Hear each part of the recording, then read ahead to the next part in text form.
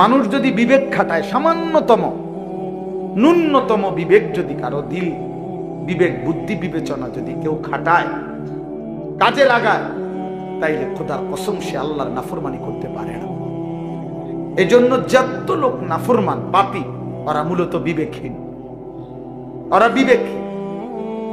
ওরা বিবেক শূন্য, ওরা মূলত জন্তু জানোয়ারের জিন্দেগি যাপন করে। যে জীবন আল্লাহর আনুগত্য করে না, খোদার হুকুম মানে না, ওই জীবন জানোয়ারের জীবন। ওটাই সত্য, এটাই জিন্দেগি।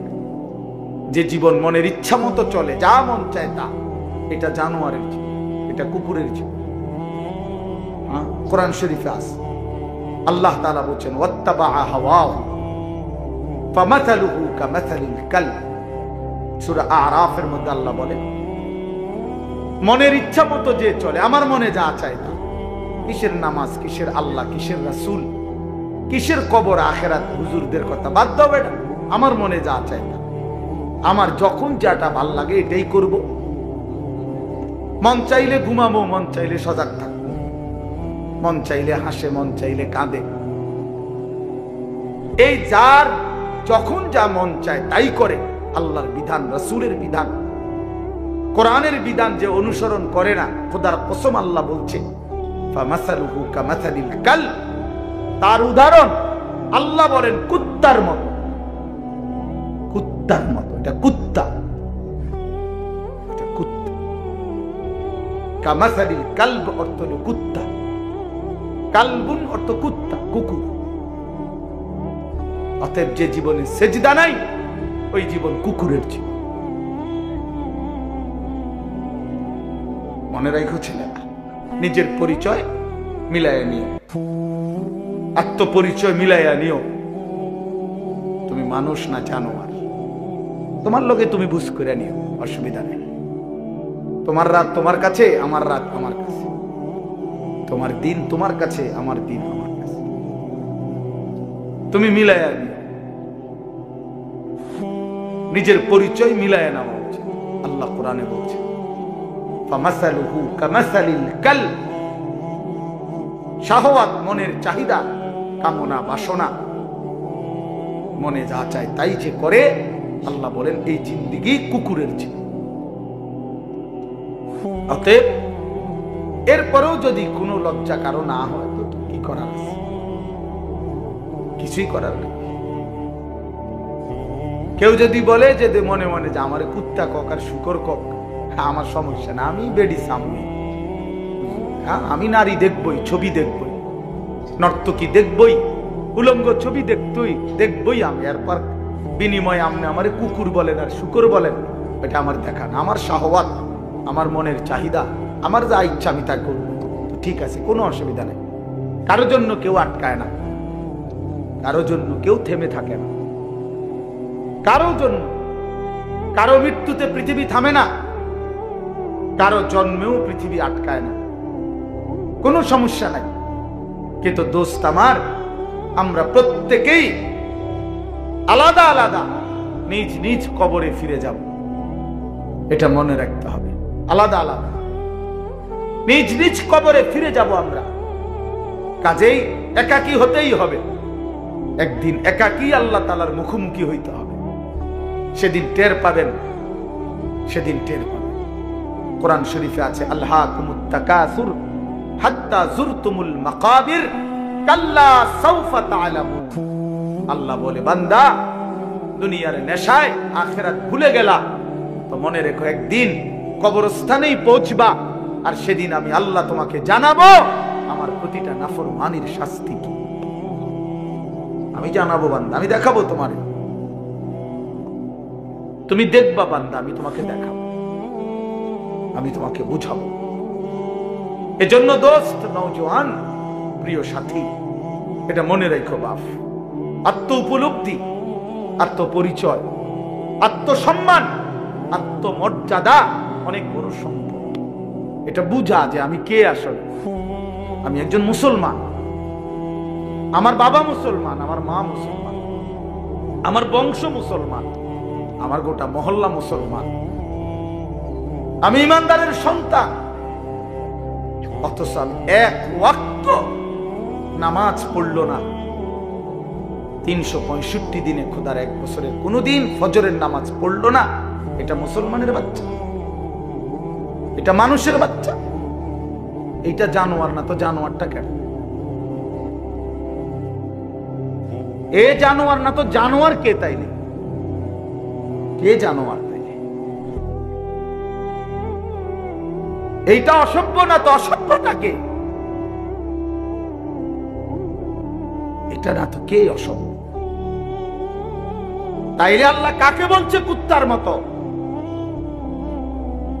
কাকে আল্লাহ বলছে ইনহুম ইল্লা কাল আনআম? আল্লাহ বলছে মনের ইচ্ছা মতো যে চলে তার পরিচয় আর কিছুই নয়, শুধুই জানোয়ার, আনআম, চতুষ্প জন্তু। কাকে বলছে বাবা? এই মানুষ রূপী এই জানোয়ারদেরকে বলছে, যাদের জিন্দেগিতে সেজদা নাই, আল্লাহ নাই, আখিরাত নাই। কে মা, কে বাবা, কি ধর্ম, কে বানাইছেন, কিচ্ছুর খবর নাই। মোবাইল, নারী, ছবি, অশ্লীল দৃশ্য, অসৎ বন্ধুদের আড্ডা, হাসি ঠাট্টা, সারা রাত মোবাইলে উলঙ্গ ছবি দেখতেছে, সকাল 9টা 10টা পর্যন্ত ঘুমায় আছে। হায় হায়, এটা বুঝি কোনো জিন্দেগি হইল? বা মানুষের জিন্দেগি তো এরকম হওয়ার কথা না। এক চতুষ্প জন্তু, এক রাস্তার কুকুরও তো এতক্ষণ ঘুমায় থাকে না। এক চতুষ্প জন্তু, জানোয়ারও তো এমন হয় না। এই জন্য বাপ এটা বোঝা উচিত। প্রিয় ভাই আমার, ছেলেরা আমার, কোনো একজনও যদি বুঝে থাকো তো তুমি মনে মনে হিসাব মিলাই। তোমার বন্ধুর লগে না, তুমি একা হিসাব মিলাইবা। আসলে আমি কে?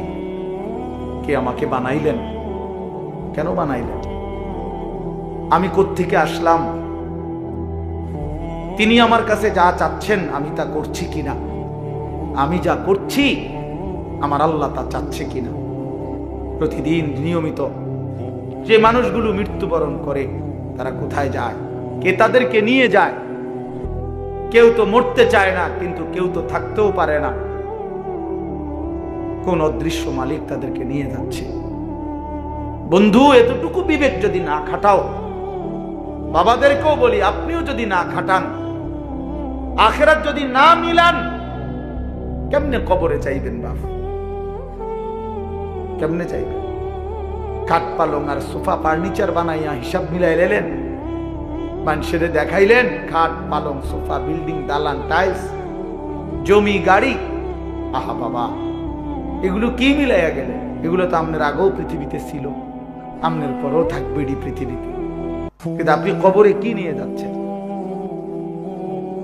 আল্লাহ নবী সাল্লাল্লাহু আলাইহি ওয়াসাল্লাম বলছেন, ইয়াতবাউল মাইয়িতা সালাসাতুন, কোন মৃত ব্যক্তির সাথে, লাশের সাথে কবরস্থান পর্যন্ত 3 জিনিস যায়। আহলুহু ওয়া মালুহু ওয়া আমালুহু, তার পরিবারের সদস্যরা সাথে যায়। কিছু সম্পদ, মাল, এই যে লাশের একটা খাটিয়া, আগরবাতি, একটা কাপড় ইত্যাদি ইত্যাদি, ছোটখাটো কিছু ঠুনকো মাল সামান্য, এগুলো সাথে যায়। আর আমালহু, তার সারা জিন্দেগির আমল, কর্মকাণ্ড, সেটাও তার সাথেই যায়। ফায়ারজিউ ইসনান ওয়া ইয়াবকা ওয়াহিদ, 2 জিনিস ফিরে আসে। এক, তার বংশধর, পরিবার, মহল্লাবাসী ফিরে আসে, এবং ওই খাট কাপড়গুলোও ফিরে আসে। আর শুধুমাত্র তার আমল, ভালো কিংবা মন্দ, ওইটাই তার কবরের সাথে থেকে যায়। এই জন্য দোস্ত, আমরা আমাদের 1 সেকেন্ড, 1 ঘন্টা, 1 মিনিট, একটা নিঃশ্বাস যেটা একবার করছে, এটা আর কোনোদিন আমরা হিসাবের বাহিরে আড়াল করতে পারবো না। কোরআনুল কারীমের মধ্যে আল্লাহ বলছেন, লা ইউগাদিরু সাগীরাতান ওয়ালা কাবীরাতান ইল্লা আহসাহা। এই ফেরেশতারা ডান কাঁধে বাম কাঁধের ছোট থেকে ছোট, বড় থেকে বড় জীবনের প্রতিটা স্পন্দন, প্রতিটা নিঃশ্বাস পর্যন্ত আল্লাহর কসম আমলনামার মধ্যে উঠায় রাখছে। 24 ঘন্টার 1টা মিনিট বাবা, ছেলেরা সবাইকে বলি, আমাকেও বলি, আড়াল করার কোনো সুযোগ নাই, কোনো সুযোগ নাই বন্ধু। কোনো রাত, কোনো দিন, কোনো ঘন্টা, কোনো মিনিট, সেকেন্ড আর কোনো দিন আমার আড়াল করবার সুযোগ নাই আল্লাহর কাছ থেকে। এই জন্য আমরা যদি এটা না বুঝি বাবা, অনেক নওজোয়ান তোমরা চেহারা সুরত দেখলে বোঝা যায় বাপ কতদিন হয় নামাজ পড়ো না। তোমার মালিকরে এমন ভুলা কেমনে ভুললা? কোন মার ঘরে জন্ম নিলা, কোন বাবার ঘরে বড় হইলা, বাপেরই বা এত বড় বেইজ্জতি কেমনে করলা, মারে এত বড় অপমান কেমনে করলা? মা তো পরিচয় দিছে মুসলমান, বাবাও তো জানে তুমি মুসলমান, তুমি নিজেও তো জানো তুমি মুসলমান। মুসলমান এমন হয়, মুসলমান এমন হয় যে এক ওয়াক্ত নামাজ পড়তে মন চায় না, এটা মুসলমানের বাচ্চা। ঠিক মতো কখনোই পেশাব পায়খানা করে পাক পবিত্র শরীয়ত মতে হয় না, এটা মুসলমানের বাচ্চা। 24 ঘন্টা নারী ছবি ছাড়া, নাটক সিনেমা ছাড়া, টেলিভিশন সিনেমা ছাড়া, নর্তকী দেখা ছাড়া জীবন যার কাটে না, এটা মুসলমানের সন্তান। মুসলমান এমন হয়। এই জন্য আমার বন্ধু, আমি অনুরোধ করছি প্রত্যেকের কাছে, আমাকেও বলি, আপনাদেরকেও বলি, নওজোয়ান ছেলে তোমাদেরকেও বলি, একজন হইলে একজনই মনে রাখো, নিজের হিসাব কইরো বাপ। ওয়ালতানদুর নাফসুম মা কদ্দামাত লিগাদ। আল্লাহ তাআলা বলেছে প্রত্যেকটি প্রাণ, প্রতিটা আত্মা আলাদা হিসাব করো, লক্ষ্য করো আজকের দুনিয়া থেকে আগামীকালকের আখিরাতের জন্য কি পাঠিয়েছ। চোখ বন্ধ করলেই মৃত্যু থামবে না, ভুলে গেলেও মৃত্যু থামবে না, না বুঝলেও মৃত্যু থামবে না। বুঝে আসলেও মরে যাবেন, না বুঝলেও মরে যাবেন। চোখ খোলা থাকলেও মরে যাবেন, চোখ বন্ধ থাকলেও মরে যাবেন। হাসলেও মরে যাবেন, কাঁদলেও মরে যাবেন। রাজপ্রাসাদের অট্টালিকায় থাকলেও মরে যাবেন, জীর্ণ কুঠির কুড়ে ঘরে থাকলেও মরে যাবেন। প্রিয় বন্ধু, যেটাকে আড়াল করার কোনো সুযোগ নাই, মৃত্যুকে পাশ কাটবার কোনো সিস্টেম নাই, কোনো সিস্টেম নাই। 7 মহাদেশের মালিকও যদি হয়, 7 রাজার ধনও যদি কেউ পায়, তারপরেও যেহেতু মৃত্যুকে বাদ দেওয়ার, আড়াল করবার কোনো সিস্টেম নাই, অতএব প্রস্তুতি নেওয়া এটাই বিবেকবানের উচিত। কারণ যেহেতু আমি মৃত্যুকে আড়াল করতে পারবো না, অতএব মৃত্যুর জন্য প্রস্তুতি নেওয়া এটাই চূড়ান্ত বুদ্ধিমান। কোনো সুযোগ যেহেতু নাই, কোনো সিস্টেম যেহেতু নাই, পৃথিবী সৃষ্টির শুরু থেকে আজ পর্যন্ত যেহেতু এমন কোনো সিস্টেম নাই, অতএব মরতেই হবে। হবে কিনা বাপ বলেন না সবাই, হবে কিনা? মরতেই হবে। এজন্য আখিরাতের প্রস্তুতি নেওয়া, কবরের প্রস্তুতি নেওয়া, পরকালের ফিকির করা, এটাই মুমিনের জিন্দেগি। মুসলমান তাকেই বলে, মুসলমান তাকেই বলে। ওই দেখেন ওই অপদার্থ কি করে, কত বড় অসভ্য দেখছেন, আবার হাসে বেয়াদব। এই বেয়াদব এমনই হয়, অসভ্য এমনই হয়। ওই যে বললাম শাহওয়াত, মনের চাহিদা, যে হুজুর তোমার বাপও যদি মানা করে, আমি তো কারো কথাই শুনি না, তুমি হুজুরের কথা শুনবো কিতাব, আমি তো জীবনে কারো কথাই শুনি না, আমার আবার হুজুর কি আর পাবলিক কি, আমি তো চলি আমার মতো করে। এই জিন্দেগি, এটাই জীবন। আপনি নিষেধ করবেন, শুনবেন, আমি তো আমার মতো চলব, আমার মতো চলি। আমি তো নিষেধ করছিলাম বাপ, আমি তো বলছি প্রথম যে আমি সুন্দর করে বললাম, বলছি কিনা? হ্যাঁ, অসংখ্য ছেলে পেলে বললাম না আজকে বাবা, তোমরা অগণিত ছেলে, তোমরা মনে করছো তোমরা অনেক সুখে আছো, কারণ মা বাবা পারিবারিক বন্ধন থেকে তোমরা মুক্ত। অর্থাৎ তোমাদের বাবা আর তোমাদেরকে ফেরাইবার জন্য সাহস করে না, তোমাদের মা আর তোমাদেরকে দিনদার বানাবার ফিকির ছেড়ে দিছে, মহল্লার বাসী ছেড়ে দিছে, তোমাদেরকে ছেড়ে দিছে। বাপ, তোমরা এখন বন্ধুদের আড্ডায় ঘন্টার পর ঘন্টা, বাকি টাইমে একাকী যখন হও, সারা রাত মোবাইল, তার মানে তোমার কোনো মা নাই, বাবা নাই, অভিভাবক নাই, কেউ তোমারে রাগ দিবে, ডাক দিবে, কেউ তোমারে ফিরাবে। আপন ঘরে ঘুমায়, মা বাপ জীবিত, কিন্তু একটা দিন চোখের পানিও পড়ে না, বলেও না আমার 365 দিনে আমার 16 বছরের ছেলেটা একদিনও ফজরের নামাজ পড়ে না। এত বড় জানোয়ার মুসলমানের ঘরে কেমনে ঘুমায় বেটা? এত বড় জানোয়ার কেমনে ঘুমায় মুসলমানের ঘরে? তার বাপ কোথায়, তার মা কোথায়? তার পরিবার এভাবে ভুলে গেল কেমনে? কিরে বাপ, তোমার উপরে খোদার কি পরিমাণ লানত পড়ছে বেটা, এই জন্য কেউ তোমারে আর ডাকে না। কেউ তোর মনে করাই দেয় না যে রে বাপ তোর জাহান্নাম দেখা যায়, তোর জাহান্নাম দেখা যায়। কেউ মনে করায় না, ছেলে পেলে দেখে কেউ মনে করায়। ও সবাই তামসা দেখতেছে, চোখের সামনে আমাদের ছেলেরা নষ্ট হয়ে যাইতেছে, বখাটে হয়ে যাইতেছে, মসজিদে নামাজ চলতেছে, এক ওয়াক্ত নামাজ পড়ে না। কারো কোনো ফিকির নাই। তার বাবা কই, মা কই, দাদা কই, দাদি কই, তার নানা কই, নানি কই, চাচা কই, মামা কই, ফুফা কই, খালু কই, তার বড় ভাই কই, তার বড় বোন কই। কেউ কিচ্ছু বলে না। হেইতে হেইতের মতো হাসে, লাফায়, চুল রাখে তার ইচ্ছা মতো, প্যান্ট পরে তার ইচ্ছা মতো, দুপুরে খানা বিকালে খায়, বিকালের খানা রাইতে খায়, সারা রাত, রাতের 3টা বাজে দেখবেন মোবাইলে ছবি দেখতেছে, ভোরবেলা 9টা বাজে গেছে, ঘুম থেকে উঠতেছে না। এটা মুসলমানের জিন্দেগি? এটা মুমিনের জীবন? এটা বাবা মার সংসার? এটাই সার্থকতা জীবনের? বলে পৃথিবীর সর্বাধুনিক মজবুতি প্রযুক্তি দিয়েও যদি আপনি সোফা বানান, খাট বানান, কি লাভ হবে যদি স্ত্রী সন্তান নাফরমান হয়? যদি ছেলে মেয়ে বেনামাজি হয়, মেয়েটা যদি বেপর্দা হয়, স্ত্রী যদি বেপর্দা হয়, কি ফায়দা? অর্জন কি জিন্দেগির অর্জন কি? এই জন্য আমি অনুরোধ করছি আপনাদের কাছে, দয়া করে ফিকির করেন, ফিকির করেন। ছেলেরা বাপ, নষ্ট হইও না বাপ। যদি অব্যাহত গুনাহ পাপ একটা শেষ, এই প্রসঙ্গটা শেষ করতে চাই।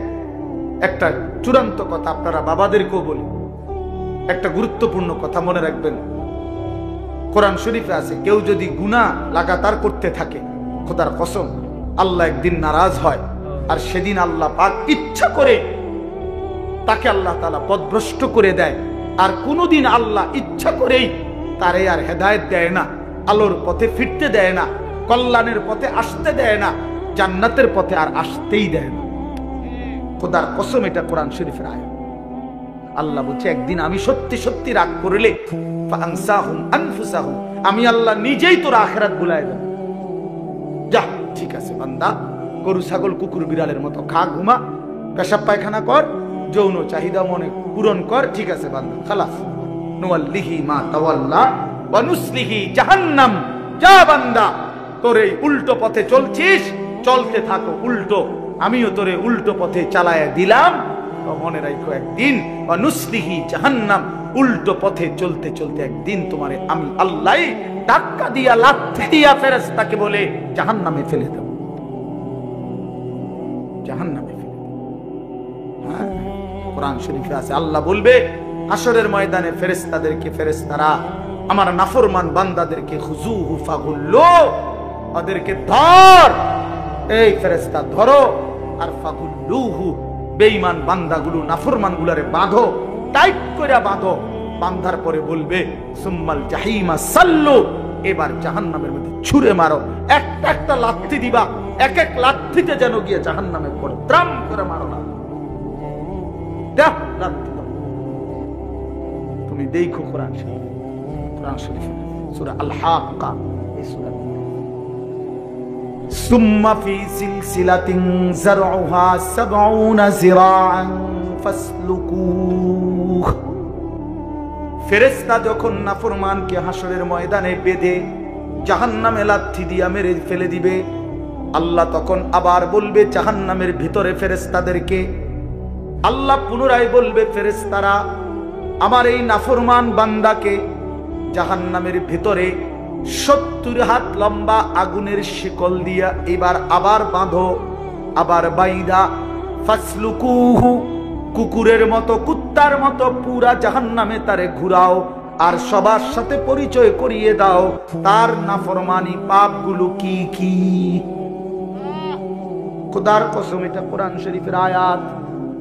ফেরেশতা বলবে জাহান্নামী বাকিদেরকে, জাহান্নামীরা দেখো এটা সেই বেঈমান যে জীবন ভর চুরি করেছে, জিনা করেছে, মদ খেয়েছে, জুয়া খেলেছে, নারী ছাড়া, ছবি ছাড়া, জিনা ছাড়া, উলঙ্গ দৃশ্য ছাড়া, অসভ্যতা ছাড়া যার রাত কাটে নাই, এটা সেই জানোয়ার। ফাসলুকুহু অর্থ এটা আল্লাহ বলবে, বেটা আল্লাহ বলবে কুত্তার মতো তারে জাহান্নামে ঘুরাও আর সবাইরে দেখাও, সবার সাথে পরিচয় করিয়ে দাও, তার পাপের কথা বলে দাও। নাউযুবিল্লাহ। কি বাপ, কি মনে করছো তোমরা? খামখেয়ালি না? খামখেয়ালি। কি মনে করছো দোস্ত? জীবন মানে এখানেই শেষ? ইন হিয়া ইল্লা হায়াতুনাদ দুনিয়া। আল্লাহ কোরআনে বলছে কাফের বেঈমানদের বক্তব্য হলো জীবন মানে শুধুই দুনিয়া, নামুতু ওয়া নাহইয়া, এখানেই মৃত্যু, এখানেই জীবন। ওমা নাহনু বিমাবউসিন। আল্লাহ বলে আরে কাফেররা বলে আর কোনোদিন কোথাও উঠতে হবে না, হাসরের ময়দান হবে না, এটা তো কাফেরের কথা, বেঈমানের কথা। মুসলমান তো কথা ভাবতে পারে না, ভুলতে পারে না। ইমানদার না আমরা? তুমি না ভাইয়া মুসলমান, তো তুমি এক ওয়াক্ত নামাজ পড়ো না কেমনে বাপ? আল্লাহকে এমন ভোলা কেমনে ভুললা? আখিরাত এমন ভুলা কেমনে ভুলে গেলা? যেই বোন আজকে মা, যেই বিবি আজকে 20 বছর ধরে বেপর্দা, ওই বেপর্দা অসভ্য নারী, ওরে জিজ্ঞাসা করেন তুমি না মুসলিম নারী মা? এই বোন তুমি না মুসলমান বোন, তুমি আল্লাহকে এইভাবে ভুলে গেলা কেন? মুসলমানের জন্য বেপর্দা হওয়া না হারাম? কথা বলেন না কেন? তো তুমি ভুলে গেলা কেন? কেমনে ভুলে গেলা? এই জন্য আমি অনুরোধ করছি আমরা প্রত্যেকেই ফিকির করি, ইনসাফের সাথে ভাবেন। ছেলেরা বাপ, আমি শক্ত কথা বলছি, আমি জানি আমি অনেক শক্ত করেই বললাম বাবা, আমি তোমার পরিবর্তন চাই, আমি তোমার জিন্দেগির সৌন্দর্য চাই। কিশোর নওজোয়ান, তোমরা যদি চরিত্রহীন হও, তোমরা যদি নারীর আসক্ত হও, মদ জুয়ার আসক্ত হও, তোমরাই যদি এক ওয়াক্ত নামাজ পড়তে মন না চায়, প্রিয় নওজোয়ান, আগামীর ইসলামের জন্য লড়বে কে? বলো বাপ, কালেমার জন্য লড়বে কে? ইসলামের জন্য জীবন বাজি রাখবে কে? তাই আমার নবী সাল্লাল্লাহু আলাইহি সাল্লামের সেই দাঁত ভাঙ্গা ইসলাম, তায়েফের রক্ত মাখা ইসলাম আমরাই আমাদের হাতে ফেলে দিলাম, আমরাই ছুড়ে দিলাম। আমাদের নবীকে আমরা বলে দিলাম আপনার তায়েফের রক্ত আমরা ভুলে গেছি, আপনার উহুদের দান দান শহীদ করা রক্ত আমরা ভুলে গেছি, আপনার সেই পেটে পাথর বাঁধা ক্ষুধার কষ্ট আমরা ভুলে গেছি। আমরা আপনাকে চাই না, আমরা ইহুদি খ্রিস্টান বেঈমান ফুটবল ক্রিকেটের খেলোয়াড় কিংবা মোবাইলের কোনো নারী নর্তকী তাকে নিয়েই আমরা পড়ে আছি।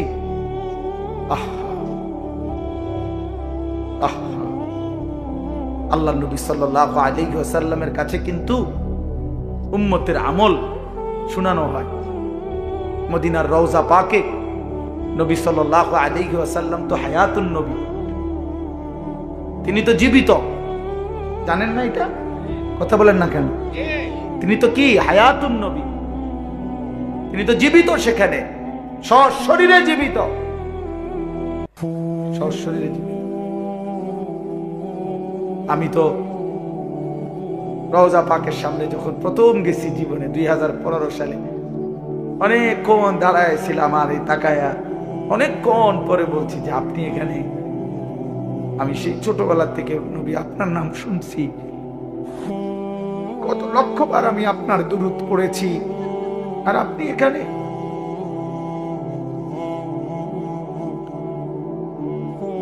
আল্লাহর নবী সাল্লাল্লাহু আলাইহি সাল্লামের কাছে উম্মতের আমলনামা শোনানো হয়, ফেরেশতারা শোনায়, আপনার উম্মতের আনিস আজ 1 সপ্তাহ যাবত এই করেছে। নবী সাল্লাল্লাহু আলাইহি সাল্লামের উপরে কেউ যখন দুরূদ শরীফ পড়ে, আল্লাহর নবী সাল্লাল্লাহু আলাইহি সাল্লাম বলেন সঙ্গে সঙ্গে ফেরেশতা ওই ব্যক্তির নাম এবং বাবার নাম সহ আমি রাসূলের সামনে পেশ করি, বিইসমিহি ওয়া বিইসমি আবিহি। ওই ব্যক্তির নামও বলে, তার বাবার নামও বলে, নবী সাল্লাল্লাহু আলাইহি সাল্লামের সামনে শোনানো হয়। তো আচ্ছা, মনে করেন আমার এই বন্ধু, ওনার নাম হলো হাফেজ মাওলানা আবু হানিফ ভাই। এখন কেউ মনে করেন আমার কাছে ওনার নাম খুব বলে আয়শা আয়শা, তো কোনো একদিন যদি 6 মাস পরেও 6 বছর পরেও উনি যদি আমার সামনে আয়শা বলে যে হুজুর আমার নাম আবু হানিফ, তা আমি কি বলবো? আরে আপনি না, আপনার কথা আমি কত শুনছি, অনেকেই আপনার কথা বলে, বারবার বলছে। খোদার কসম, যেই উম্মত রাসূলুল্লাহ সাল্লাল্লাহু আলাইহি সাল্লামের সুন্নাতকে অনুসরণ করেছে, দুরূদ শরীফ পড়েছে, নবীজি সাল্লাল্লাহু আলাইহি সাল্লামকে অনুসরণ করেছে, তো তার নাম তো নবী সাল্লাল্লাহু আলাইহি সাল্লামের সামনে বারবার উচ্চারণ হয়েছে। হাসরের ময়দানে সেই উম্মত গিয়ে যখন নিজের আমলনামা নিয়ে বলবে ইয়া রাসূলুল্লাহ আমি আনিসুর রহমান, আল্লাহর নবী বলল ও আচ্ছা তুমি, তোমার নাম তো ফেরেশতারা আমার কাছে প্রায়ই বলতো, আমি অনেক শুনছি তোমার নাম, অনেক আমি তোমার নাম অনেক শুনছি, আমি তো শুনছি তোমার নাম, তুমি সেটা। এই জন্য বন্ধু আমার, দোস্ত আমার, হাসরের ময়দানে তো রাসূলুল্লাহ সাল্লাল্লাহু আলাইহি ওয়াসাল্লামের সামনে আমলনামা দিতে হবে। সুপারিশ করবে না উনি, তো আপনি আমলনামা কাগজপত্র দিতেন না? মা কথা কয় না, সুপারিশের কোনো নিয়ম কানুন নাই, কথা বলেন না কেন? কোনো নিয়ম কানুন আছে কিনা? তো আপনি আপনার ফাইল দিবেন না, ফাইল না দিলে সুপারিশ করবো কি? তা আপনি যখন নিজের আমলনামা দিবেন, আল্লাহর নবী সাল্লাল্লাহু আলাইহি সাল্লামের হাতে আমার বাপ, আমার নওজোয়ান নবী যখন চোখ বিলায় দেখবে 30 বছর সুদের লেনদেন, 30 বছর টানা মিথ্যাই বলেছে, 30 বছর ধরে প্রতিদিন গালিয়ে দিছে, 30 বছর ধরে তার স্ত্রী বেপর্দা, 30 বছর ধরে প্রতিদিন ঘরে রঙিন টেলিভিশনে নাচ গান সিনেমা নাটক নর্তকীর ছবি চলছে, 365 দিনের এক একটা বছরে কোনোদিন ফজরের নামাজ পড়ে নাই, এগুলো কি আমলনামার মধ্যে লেখা থাকবে না? কথা বলেন না কেন?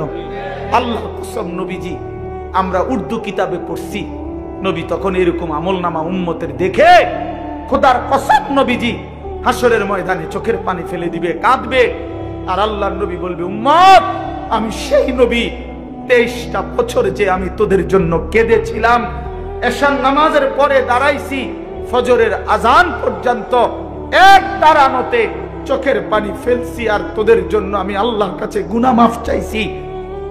আমার হাত্তা তাওয়াররামাত কাদামাহু, আম্মা জান আয়েশা বলে অসংখ্য রাত নবীজি কাঁদতে কাঁদতে দাঁড়িয়ে থাকতে থাকতে আমি আয়েশা দেখছি নবীজির 2টা পা মোবারক ফুলে ফুলে গেছে। আমি এত কাঁদলাম, তাইলে উম্মত কার জন্য? আমার তায়েফের রক্তে সারা দেহ রক্তাক্ত হয়ে আমার পায়ের জুতা আর পা রক্তে জমাট বাইধা গেছে, আমার জুতা আমি খুলতে পারতেছিলাম না, আমি ক্ষুধার কষ্টে পেটে 2টা পাথর বাঁধছিলাম, আমি উহুদের দান দান শহীদ করা রক্তে উহুদের জমিনে আমি পড়েছিলাম, আমার ঘরের চুলায় 3 মাস আগুন জ্বলে নাই। দোস্ত আমার, বন্ধু আমার, নবী জিজ্ঞেস করবে উম্মত এত রক্ত, এত চোখের পানি, এত ক্ষুধার কষ্টের আমার 23 বছরের বিনিময়ে এই আমলনামা,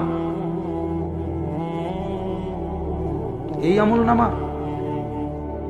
তুমি না আমার শ্রেষ্ঠ উম্মত, আমি না শ্রেষ্ঠ নবী, তো আমি এই আমলনামা নিয়ে কেমনে মালিকরে দেখাবো? আমি কেমনে দেখাবো যে আল্লাহ আয় মাওলা এটা আমি শ্রেষ্ঠ নবীর শ্রেষ্ঠ উম্মতের আমলনামা, এটা কিভাবে দেখাবো? এজন্য আমরা এই কিতাবে পড়ছি উর্দুতে যে নবী তখন বলবে উম্মত তুমি আমার এত বড় বেইজ্জতি কেমনে করবে? আজ হাসরের ময়দানে তুমি আমার উঁচা মাথা ছোট করে দিলা উম্মত, আমি তো এমনটা আশা করি নাই। আমি তো এমনটা আশা করি নাই। আমি তো 23টা বছর কোনোদিন ঠিক মতো খাই নাই, ঘুমাই নাই। আমি তো 23টা বছর দুয়ারে দুয়ারে ঘুরছি, কবি আরশ पर कभी फरश पर, कभी उनके दर कभी दर बदर, हमें आशिकी तेरा शुक्रिया, मैं कहां कहां से गुजर गया। কই থেকে কই ছুটছি, কখনো হাটে, কখনো ঘাটে, কখনো মাঠে, কখনো বাজারে, কখনো একজনকে, কখনো 10 জনকে ধাক্কা দিছে। উটের পোঁছা নারী বুড়ি আমার পিঠে চাপায় দিছে। আবু লাহাব আমারে গামছা দিয়া ধরে টাইনা কাবা ঘরের সীমানার থেকে টেনে বের করে দিছে। আবু জাহেল আমারে ধাক্কা দিতে দিতে খানায় কাবার সীমানার থেকে বের করে দিছে। আমি এত অপমান সইলাম, এত বেইজ্জতি সইলাম, আমি এত পাথরের আঘাত সইলাম। বিনিময় উম্মত, তোদের কাছে আমার এই কলিজা ছেঁড়া রক্ত ভেজা দিন দিয়ে গেলাম, ইসলাম দিয়ে গেলাম, কোরআন দিয়ে গেলাম, সবকিছু এভাবে ছুঁড়ে ফেলে দিছ। আজ 30 বছরে যে নবীর কথা মনে পড়ে নাই, 60 বছর বয়স এখনো বিড়ি সিগারেট খান মিয়া, কেমনে নবীজির সামনে দাঁড়াইবেন? এই উম্মত, এই মুসলমান, আল্লাহরে সাক্ষী রেখে আজকে রাতে ঘুমাইবার আগে একবার ভাইবেন, একবার ভাইবেন, একবার। 60 বছর বয়সেও বিড়ি সিগারেট ছাড়তে পারেন নাই, 60 বছর বয়সেও গালি দেওয়া বন্ধ করতে পারেন নাই, 60 বছর বয়সেও চা দোকানে নাচ গান বেড়ি দেখার অভ্যাস ছাড়তে পারেন নাই, 60 বছর বয়সেও সুদের টাকা নিচ্ছেন, কিস্তিতে টাকা নিতেছেন। আরে হারামখোর, কেমনে নবীর সামনে দাঁড়াইবা? কেমনে দাঁড়াইবা বাপ? এই চাচা,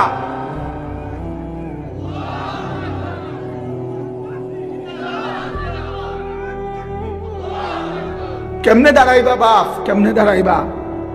চাচা কেমনে দাঁড়াইবেন? কি মনে করছেন সুপারিশ? আসরের ময়দানে নবীর সুপারিশ কি মামুর বাড়ি নাকি? এটা সাহাবহন মনে করছেন আপনি?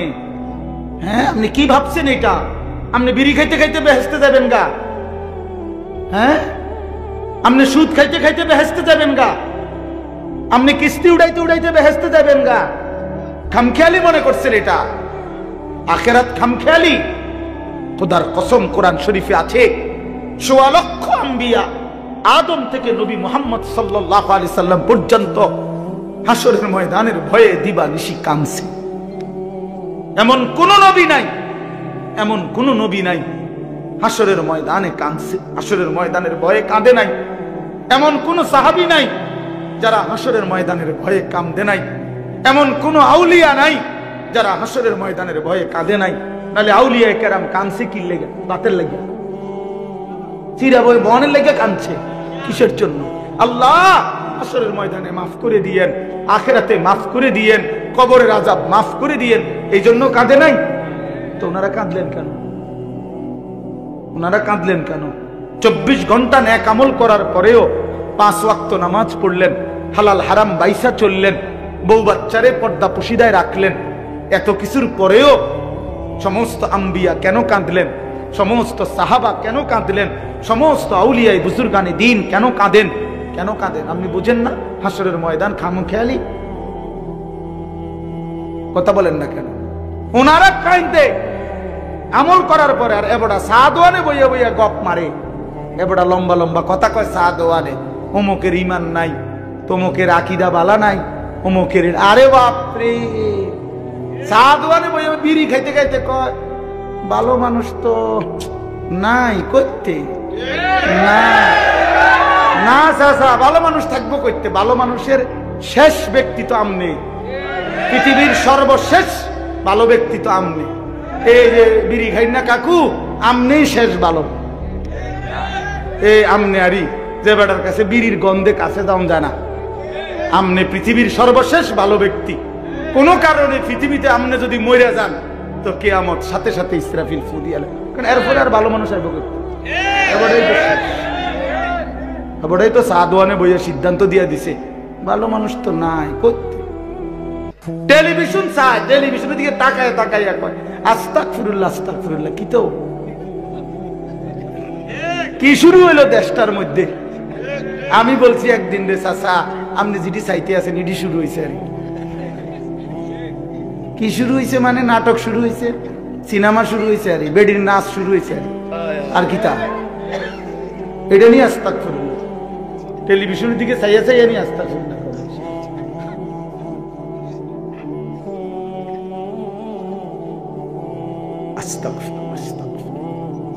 কথা শেষ। আমার বলার উদ্দেশ্য হলো আমি আপনাদের কাছে এতটুকুই বুঝাইতে চাইছি। আমার বাপ আপনাদের সামনে আমার মজার মূল বক্তব্য এটাই, ভাবতে শিখেন। কবর ভুলে গেলে হবে না, পাশ কাটলে হবে না। আপনি পাশ কাটটা যাইতে পারতেন না, এনে যাইতে হবে এটার ভিতরে, ঠিক কিনা বলেন না? আরে নওজোয়ান বলো না। তাইলে বন্ধু আমার বাপ, তুমি যেমন পড়ালেখা করছো আমিও পড়ালেখা করছি। আমি জেনারেল লাইনেও পূর্ণ পড়ছি, মাদ্রাসার লাইনেও পুরা পড়ালেখা করছি। এজন্য বন্ধু, আমি সায়েন্স পড়ছি, আমি কুমিল্লা ভিক্টোরিয়া কলেজ থেকে মাস্টার্স পাস করছি, আমি বিজ্ঞান বিভাগ থেকে এসএসসি পাস করছি। রাখি, অতএব তুমি আমারে অনুরোধ করছি, নওজোয়ান তুমি ভুল করো না, তুমি ভুল করো না। শুধু বাত মাসের হিসাব মিলাইলে হতো না। শুধু একটা চাকরি, একটা ব্যবসা, একটা বিয়া, একটা বিল্ডিং, একটা বিদেশ, বন্ধু আমার একটা মোটরসাইকেল, এতটুকুর হিসাব মিলাইলে হবে না দোস্ত। আমরা মুসলমান, আমাদের আখেরাত আছে, আমাদের কবর আছে। আর আপনারা যারা বাবা আছেন, অভিভাবক, আপনাদের কাছে অনুরোধ, আপনি এই সংসারের দিকে তাকাইয়া দেখছেন, বিল্ডিং করছেন, সোফা বানাইছেন, খাট বানাইছেন। আমার বাপ এতটুকু হিসাব মিলাইয়া মুসলমান কবরে গেলে হবে না। আমার জিফুতের লেগে খাদ্য সংসারে সব করে দিয়ে আইছি। কি করে দিয়ে আসছে? এই সোফা টোফা এডি 20 বছর পরে দেখবেন আমনে আইলে কিচ্ছু নাই। 20 বছরের মাথাত কবর থেকে আইসা যদি দেখেন আমনের বানানো ফার্নিচার, একটা বদনাও, একটা লোডা ঘরের মধ্যে নাই, সব ফালাই দিছে। এগুলো আর এখন চলে না। জিঙ্গাইলে কইব, দাদা ঠিক আছে আপনি বানাইছেন যত্ন করে, কিন্তু ওই মডেল এগুলো এখন আর চলে না। এগুলো আমরা ফেলে দিছি আরো 5-7 বছর আগে। যদি আপনি আইবেন জানতাম কবর থেকে, তাহলে না ওই টাঙ্গায় রাখতাম। কথা বুঝছেন? আসলে কি ফেলে দিবে, দুনিয়া ফেলে দেয়, আপনার সন্তানই ফেলে দিবে, আপনার নাতি নাতনি দুনিয়া ফেলে দিবে। অতএব আমাদের জিন্দেগি আখেরাত। আমাদের জিন্দেগি কি বলেন? মুমিনের জীবন আখেরাত, মুমিনের হায়াত আখেরাত, মুমিনের রাত আখেরাত, মুমিনের দিন আখেরাত, মুমিনের হাসি আখেরাত, মুমিনের কান্না আখেরাত, মুমিনের স্বপ্ন আখেরাত, মুমিনের কল্পনা আখেরাত, মুমিনের পরিকল্পনা আখেরাত।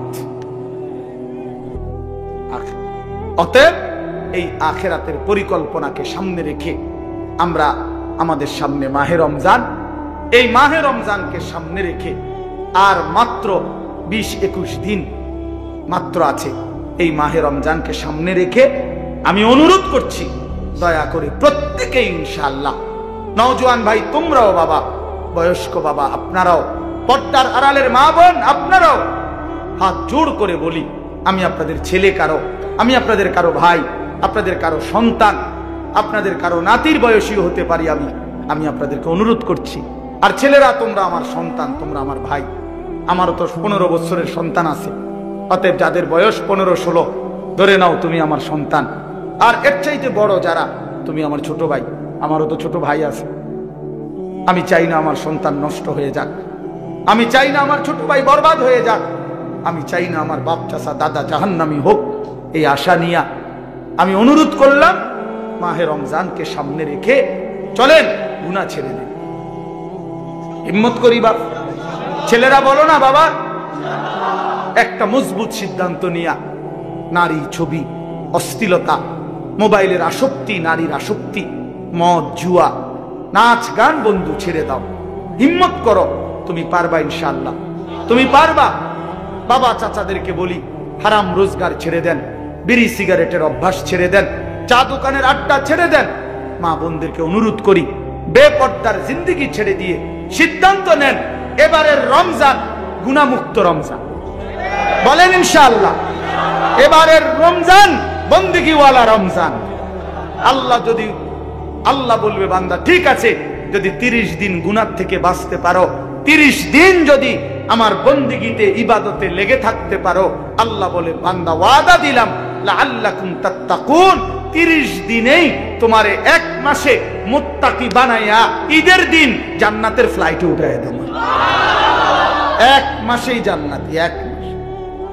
একটা রমজান তুমি 30টা দিন গুণনা আমারে সময় দাও, 31 দিন লাগবে না বান্দা, ভাল লাগলে 29 দিনেই আমি রেজাল্ট দিলাম। 30 বা 29 বান্দা কথা এক কথা, তুমি আমার হুকুম মানবা, আমি তোমারে মুত্তাকি বানিয়ে দেব, 30 দিনেই জান্নাতি বানায় দেব। এই জন্য মাহে রমজান জান্নাতের মাস, মাহে রমজান আখিরাতের মাস, মাহে রমজান নিজের জীবন সাজিয়ে তুলবার মাস। এই জন্য আমরা চেষ্টা করব তো ইনশাআল্লাহ।